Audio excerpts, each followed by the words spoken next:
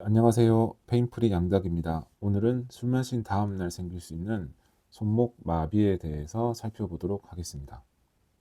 제가 말씀드릴 손목 마비는 아침에 자고 났더니 손목이 아래로 처져서 이렇게 올라가지 않는 이런 증상으로 나타나게 되고요.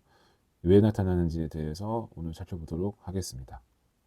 앞서 척골신경 병증을 이제 설명을 할 때 우리가 위팔뼈와 아래팔뼈가 있는데, 위팔뼈는 하나라고 말씀을 드렸고, 아래팔뼈는 안쪽에 있는 뼈를 척골, 그다음 바깥쪽에 있는 뼈를 요골이라고 말씀을 드렸습니다. 그래서 척골신경은 팔꿈치에서 눌리는데 안쪽에 뼈의 위쪽으로 지나가기 때문에 척골신경이라는 말씀을 드렸습니다. 그러면 요번에 말씀드릴 신경은 요골신경이 되겠고요.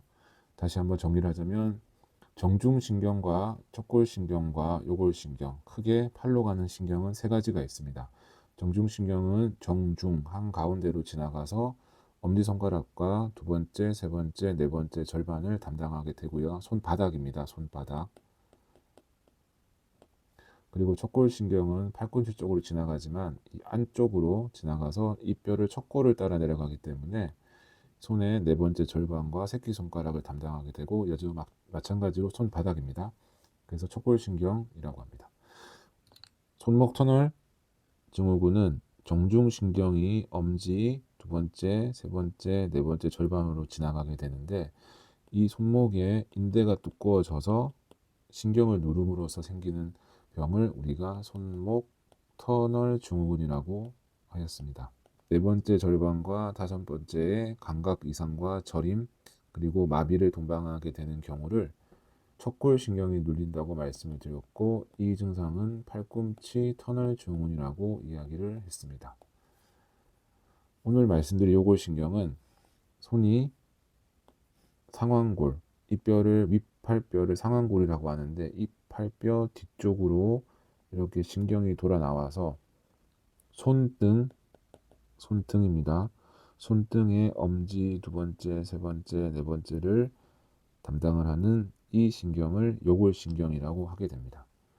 그래서 요골신경의 기능을 먼저 보면은, 지금 음영을 친 부분을 기준으로 해서 두 가지 기능이 있습니다. 첫 번째는 이 위쪽 뼈의 기능은 팔꿈치 신전, 즉 우리가 헬스장에 가서 삼두 운동을 할 때 삼두, 즉 팔꿈치를 이렇게 펴면서 근육을 키우는 이 뒤쪽 부분에 삼두를 담당하는 신경이 요골신경입니다.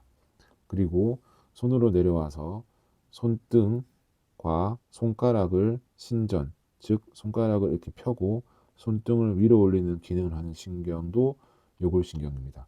그래서 요골신경이 문제가 생기게 되면은 발꿈치 신전이 되지 않고 손목 신전이 되지 않습니다.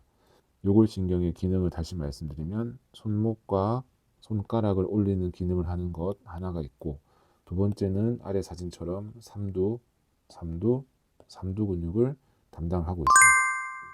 아침에 일어났더니 손목이 안 올라가서 병원에 왔습니다. 이렇게 말씀들을 많이 하시고요. 그러면 왜 왔느냐? 물론 손목이 안 올라가서 오는 것도 있겠지만 대부분 혹시나 이제 뇌졸중이 와서 손목이 올라가지 않는 것 아닌가 걱정해서 오시는데요. 그러면 보통 물어보는 게, 첫 번째 제가 물어보는 거는 술을 전날 드셨나요? 두 번째, 잠은 어떻게 잤나요? 이렇게 두 가지를 물어보게 되고요. 이 두 가지를 물어보고 이 증상을 보게 되면은 대부분 뇌졸중과는 구분을 할 수가 있습니다. 뇌졸중에서 이렇게 마비가 심하게 왔을 경우에는 물론 이렇게 마비만 온 경우도 있을 수가 있겠지만 대부분 동반 증상이 생기게 됩니다. 뭐 다른 쪽 뭐 두통이 생긴다거나 안면 마비가 생긴다거나 혹은 기타 다른 증상들이 동반이 되기 때문에 이 의학적 진찰만을 잘 하셔서도 이게 뇌졸중에 의한 것인지 요골신경이 마비가 와서 생긴 것인지를 구분할 수가 있습니다. 그럼 술을 마시고 어떤 자세로 자면 잘 생기는지를 말씀을 드리겠습니다.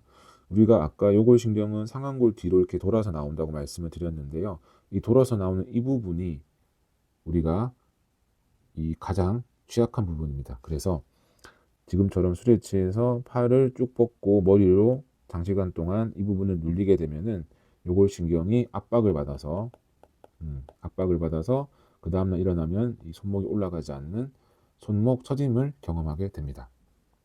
또한 팔베개를 오랫동안 해주는 경우 머리가 무겁잖아요. 머리가 이 무거운 머리로 장시간 팔을 누를 경우에도 마찬가지로 요골신경이 압박이 되어서 그 다음날 일어나면 이 남자의 손목은 올라가지 않습니다.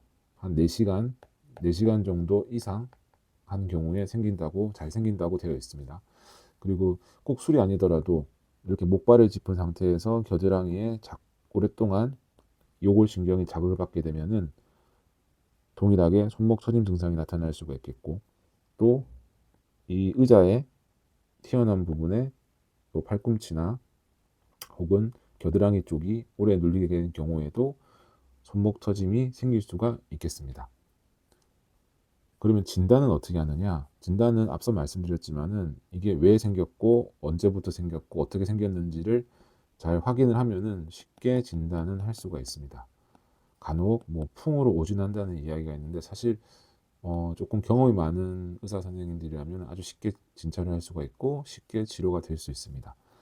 또 기타 신경생리 검사나 초음파 검사를 통해서 요골신경이 이상이 있는지 여부를 확인할 수가 있겠고, MRI는 사실 잘 하진 않습니다. 그럼 치료는 어떻게 하느냐? 치료는 대부분 수술 안 하고도 90%에서 4주 이내에 저절로 호전이 됩니다. 저절로 호전이 되고, 따라서 뭐 침을 맞는다거나 약을 먹어야 된다거나 그럴 필요도 없습니다. 처음에 진단만 잘 받으시면은 대부분 좋아지는 병입니다. 간혹 손목이 떨어지기 때문에 이런 손목 떨어지는 것을 예방하는 손목 보조기를 해주시면 도움이 되겠습니다. 아주 드물게 마비가 좋아지지 않는 10%에서는 이 상안골 뒤쪽으로 돌아가는 요골신경 눌리는 부분에 신경 감압술을 해줄 수가 있겠고, 뭐 수술을 하고 나면은 예후가 좋은 것으로 알려져 있습니다. 우리가 술 취한 상태에서 요골신경이 눌리는 자세로 자게 되면은 마비가 생긴다고 말씀을 드렸었고, 그 마비는 주로 손목이 올라가지 않는 뭐 수근하수, 즉 손목 처짐으로 나타나게 됩니다. 그래서 이 손목 처짐은 뇌졸중과 감별이 필요한 경우가 있을 수가 있고, 대부분은 90%에서 4주 이내에 증상이 저절로 호전되기 때문에 특별한 치료가 필요가 없습니다. 간혹 10%에서 수술하는 경우가 있을 수가 있겠고요. 그리고 꼭 술 이외에도 특정 자세, 뭐 목발을 겨드랑이에 오랫동안 뭐 눌린다거나 혹은 뭐 의자나 소파에서 눌린다거나 하는 그런 자세에서도 요골신경이 열리면 생길 수가 있습니다. 그리고 이 치료 과정에서는 간혹 손목이 처지지 않도록 보조기 착용하는 것이 도움이 되겠습니다. 네, 시청해 주셔서 감사합니다.